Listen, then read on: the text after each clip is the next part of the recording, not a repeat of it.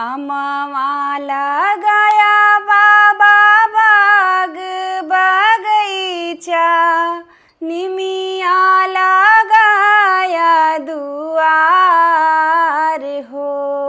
पिपरा लगाया बाबा पोखरा के भिटावा, गोएड़े लगाया बसवार हो।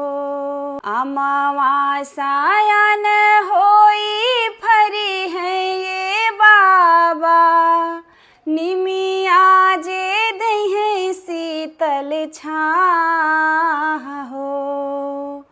पिपरा के डरिया पे पड़त झलुआवा, बसवा बीरन केरी बाह हो। अमवा लगैबे बेटी बाग बगीचा, निमिया लगैबे दुआर हो।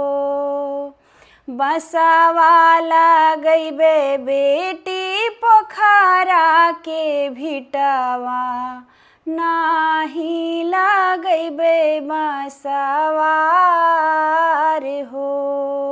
काहे ना बसवा लगऊ बाए बाबा, बसवा सुगनवा के खान हो। सुपवा मौनिया से ओड़िया चंगलिया, सबही जे करे बखान हो।